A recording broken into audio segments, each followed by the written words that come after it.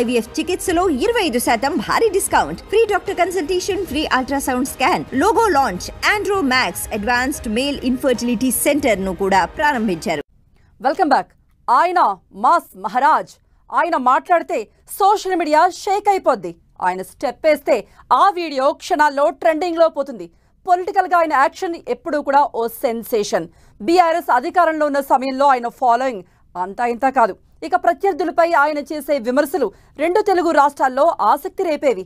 ఇంతలా ఫాలోయింగ్ పెంచుకున్న మాస్ మహారాజ్ ఇప్పుడు పొలిటికల్ గా వేస్తున్న స్టెప్ మరింత ఆసక్తి రేపుతోంది. తెలంగాణలో ఉనికే లేని పార్టీ, వ్యక్తిగతంగా తన ఉనికిని చాటిన పార్టీని భుజానికెత్తుకోవాలని చూస్తున్న ఆ నేత పొలిటికల్ యాక్షన్ పై గమ్మత్తైన చర్చ జరుగుతోంది. ఇంతకీ ఈ పొలిటికల్ క్రేజీ లీడర్ ఎవరు? ఆయన ఫ్యూచర్ ప్లాన్ ఏంటి?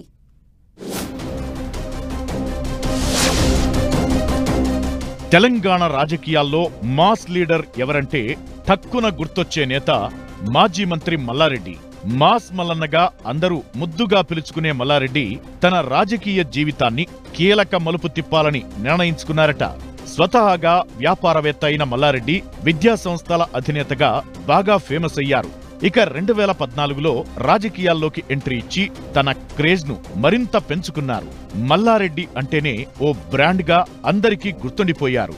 2014లో తొలిసారిగా మల్కాజ్గిరి ఎంపీగా గెలిచిన మల్లారెడ్డి ఆ తరువాత బీఆర్ఎస్ గూటికి చేరి రాష్ట్ర మంత్రి కూడా అయిపోయారు. ఇక గత ఎన్నికల్లో రెండోసారి ఎమ్మెల్యేగా గెలిచినా బీఆర్ఎస్ ఓడిపోవడంతో మల్లారెడ్డికి కష్టాలు ఎక్కువయ్యాయి. బీఆర్ఎస్ ప్రభుత్వంలో కీలకంగా వ్యవహరించిన మల్లారెడ్డి అప్పట్లో విసిరిన ఛాలెంజ్లతో ప్రత్యర్థుల సంఖ్యను పెంచుకున్నారు.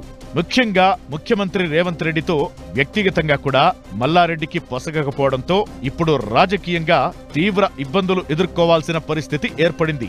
బీఆర్ఎస్ ఓడిపోవడం కాంగ్రెస్ ప్రభుత్వానికి టార్గెట్ గా మారడంతో అండ కోసం ఎదురు చూసిన మల్లారెడ్డి బీజేపీలో చేరాలని, ఆ పార్టీతో టచ్ లోకి వెళ్లారని ప్రచారం జరిగింది.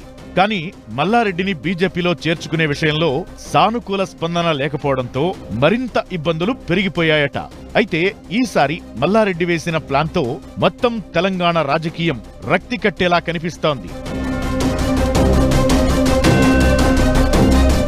ప్రస్తుతం మల్లారెడ్డితో పాటు ఆయన అల్లుడు మర్రి రాజశేఖర్ రెడ్డి కూడా ఎమ్మెల్యేలుగా ఉన్నారు. బీఆర్ఎస్ ఓటమి తరువాత ఈ ఇద్దరు తొలుత కాంగ్రెస్ లోకి వెళ్లాలని భావించారు. కానీ ముఖ్యమంత్రి రేవంత్ రెడ్డితోనే విభేదాలు ఉండటంతో ఆ పార్టీ నుంచి గ్రీన్ సిగ్నల్ రాలేదని ప్రచారం జరుగుతోంది.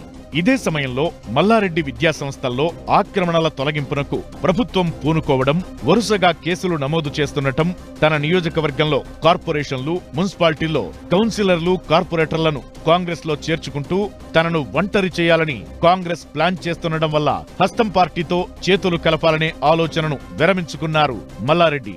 ఆ తరువాత కమలం గూటికి చేరేందుకు ప్రయత్నించారు. కావాలంటే రాజీనామా చేసేనా బీజేపీ తరపున పోటీ చేసి గెలుస్తానంటూ ఆఫర్ కూడా ఇచ్చారట. అయితే కారణమేదైనా బీజేపీ నుంచి కూడా రెడ్ సిగ్నలే పడింది. ప్లాన్ ఏ కింద కాంగ్రెస్, ప్లాన్ బిగా బీజేపీని ఎంచుకున్న మల్లారెడ్డి ఆ రెండు పార్టీల నుంచి ప్రతికూల స్పందనే ఎదురవడంతో ఈసారి గమ్మత్తైన ప్లాన్ వేశారు.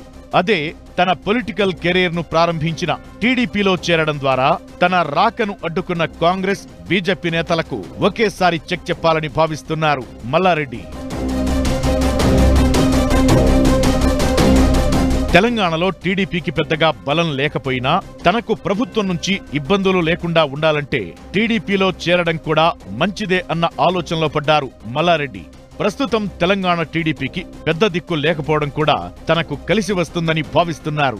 తనతో పాటు ఒకరిద్దరు ఎమ్మెల్యేలను టీడీపీలోకి తీసుకెళ్లి ఆ పార్టీ తెలంగాణ రాష్ట్ర శాఖ అధ్యక్షుడిగా చక్రం తిప్పాలని భావిస్తున్నారట మల్లన్న. ప్రస్తుతం బీజేపీ, టీడీపీ మధ్య పొత్తు ఉండటం, కేంద్రంలో టీడీపీ కీలకంగా మారడంతో తాను టీడీపీలో ఉంటే తనకు ఇండైరెక్ట్ గా బీజేపీ మద్దతు ఉంటుందని భావిస్తున్నారు మల్లన్న. అదే సమయంలో సీఎం రేవంత్ రెడ్డికి ఏపీ ముఖ్యమంత్రి చంద్రబాబుకు మధ్య సత్సంబంధాలు ఉండటంతో తెలంగాణ ప్రభుత్వం తన వైపు చూసే అవకాశమే ఉండదని ప్లాన్ చేస్తున్నారట మల్లన్న.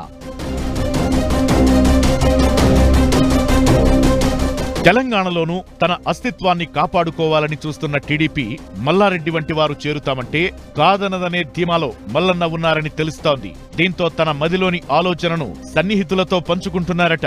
ఇక టీడీపీ అధినేత ఏపీ ముఖ్యమంత్రి చంద్రబాబు దృష్టికి తన ప్రతిపాదనను తీసుకెళ్లేందుకు అడుగులు వేస్తున్నారని సమాచారం. టీడీపీలో చేరితే ప్రస్తుతానికి తనకున్న ముప్పు నుంచి తప్పించుకోవచ్చని, 4.5 తరువాత జరిగే ఎన్నికల్లోనూ బీజేపీతో అలయన్స్ తో రాజకీయంగా చక్రం తిప్పవచ్చనే అంచనాలో ఉన్నారట మల్లన్న. టీడీపీ నుంచి తన ప్రస్థానాన్ని ప్రారంభించిన మల్లారెడ్డి మళ్లీ టీడీపీ గూటికే వెళతారనే ప్రచారం తెలంగాణలో హాట్ టాపిక్ గా మారింది.